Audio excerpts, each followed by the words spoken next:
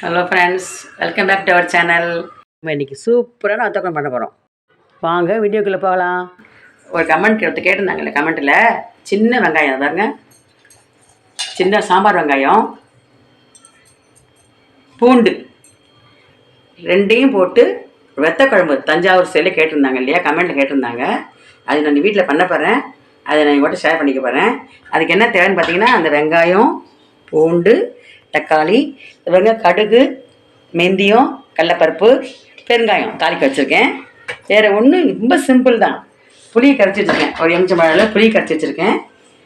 சாம்பார் பொடி வீட்டில் அரைச்சபடி போட்டு வைக்க போகிறேன். இவ்வளோதான். வாங்க இப்படி பண்ணி பார்க்கலாம். பாருங்க ஃப்ரெண்ட்ஸ், இப்போ எரிஞ்சி காஞ்சி வச்சு நல்லெண்ணெய் விட்டுருக்கேன். கட்டி பெருங்காயம் பாருங்கள் போடுறேன். பொரிஞ்சதும் கடுகு, மெந்தியம், கடலப்பருப்பு தாளிச்சு பிடிக்கலாம்.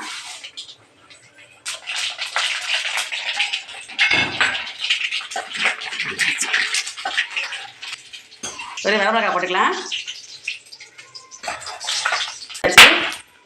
வெங்காயம் போட்டுக்கலாம். பிடிச்சது மிளகா. வெங்காயம் நல்லா வதங்கணும். சின்ன வெங்காயம் வெயில் காலத்துக்கு உடம்பு நல்லது ஃப்ரெண்ட்ஸ், சேர்த்துக்குங்க எல்லாரும். பெரிய வெங்காயம் போட்டு வைக்கலாம், இல்லைன்னு இல்லை. ஆனால் இது ஒரு தனி டேஸ்ட் உங்களுக்கு.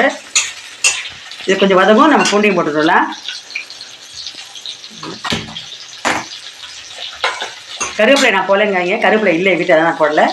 இப்போ இந்த சமயத்தில் கருவேப்பிலை போட்டுங்க. ரொம்ப நல்லா கொஞ்சம் குழம்பு ரொம்ப ஈஸி தான். இதை பாருங்க, அதுக்கு பொடி நான் வீட்டில் அரைச்ச பொடி தான் யூஸ் பண்ண போகிறேன். சாம்பார் பொடி பார்த்தீங்களா, அதான் யூஸ் பண்ண போகிறேன். ஒரே தக்காளி, பெரிய தக்காளி வச்சுருக்கேன். பெரிய தக்காளி ஒன்று எடுத்து வச்சுருக்கேன். ஒரு கைப்பிடியில் பூண்டு நிறைய போட்டுக்கலாம், அளவு கிடையாது. நிறைய பூண்டு போட்டுக்கலாம். இப்போ உள்ள வெங்காயம் வதங்கி வச்சு நான் பூண்டு போட்டுக்கிறேன்.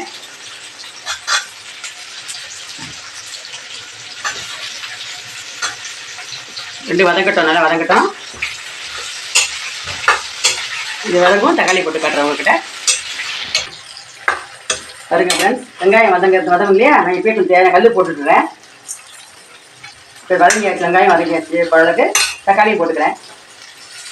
உப்பு போடுறதுனால சீக்கிரம் வதங்கிடும்.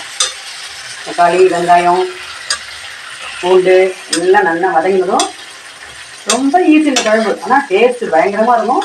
இது வச்சு நீங்கள் வெளியே வைக்கலாம், ஒன்று உள்ளே வைக்க வேண்டாம். நீங்கள் ஒரு வாரம் ஆனால் குழம்பு ஒன்றாகாது உங்களுக்கு. சரி, நல்லா வாசம் வருது பாருங்கள். இந்த உள்ளே கருவேப்பிலை மிக்ஸி கருவேப்பிலை மட்டும் போட்டுங்க. இப்போ பாருங்கள், இதில் என்ன செய்யுது, இந்த எண்ணெயிலேயே நம்ம தேவையான சாம்பார் பொடி போட்டுக்கலாம். நான் எங்கள் வீட்டு கணக்கு 4 போட்டுருக்கேன். உங்களுக்கு வந்து நிறைய போட்டுருங்க. இதுவும் நல்லா அந்த எண்ணெயிலே பொரியிட்டோம். அந்த மிளகா பொடி வாசனையாக, குழம்பு நல்லா வாசனையாக இருக்கும். இதிலே பொரியணும். குழம்பு சூப்பராக இருக்கும். அப்படியே உங்களுக்கு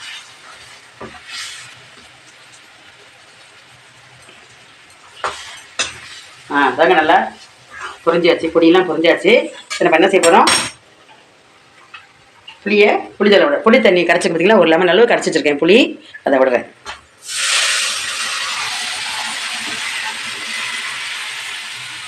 நல்லா கொதிக்கட்டும் குழம்பு. நாட்டு சக்கரை இல்லை வெல்லம் போட்டுனா குழம்பு டேஸ்ட்டாக இருக்கும். இது ஆப்ஷன் தான், உங்களுக்கு பிடிச்சா போட்டுங்க, இல்லாட்டா ஸ்கிப் பண்ணிடுங்க. ஆனால் போட்டிங்கன்னா குழம்பு சூப்பராக இருக்கும். பாருங்க ஃப்ரெண்ட்ஸ், எண்ணெய் கொதிச்சு பாருங்க, குழம்பு கொதிச்சு பாருங்க, எண்ணெய் பிரிஞ்சு வருது பாருங்கள் குழம்புல. அவ்வளோதான் ஃப்ரெண்ட்ஸ், இறக்கிடலாம். வத்தக்குழம்பு ரெடி ஆகிடுச்சு பாருங்கள். மணக்க வத்தக்குழம்பு ரெடி ஆகிடுச்சு. இது பாருங்க, இது ஒரு வாரம் நீங்கள் வெளியே சாப்பிட்லாம், சூப்பராக இருக்கும். அதுக்கு சேப்பங்கிழங்கு ரோஸ்ட், காரை போட்டு கறி சாதம், இதுமாதிரி செஞ்சு பாருங்கள். செஞ்சு பார்த்து எப்படி சொல்லுங்கள். பூண்டு நிறைய போட்டுக்கலாம் நீங்கள். பாருங்க சூப்பராக இருக்கும். துளி போட்டு குழம்பு நிறைய சாப்பிடலாம். ஒரு ஸ்பூன் குழம்பு போட்டிங்கன்னா நல்லா அவ்வளோ சாப்பிடலாம். இந்த குழம்பு பாருங்கள், 5-6 சாப்பிட்லாம். செஞ்சு பார்த்து எப்படி சொல்லி கமெண்ட் பண்ணுங்கள், லைக் பண்ணுங்கள், ஷேர் பண்ணுங்கள். சாதம் பாப்பா, நீ என்ன சமையல் சொல்லு. சாதம், வெங்காயம் போட்டு வத்த குழம்பு, சேப்பங்கிழங்கு ரோஸ்ட். எல்லாரும் சாப்பிட வாங்க. பாய் ஃப்ரெண்ட்ஸ், அடுத்த வீடியோவில் பார்க்கலாம். பாய்.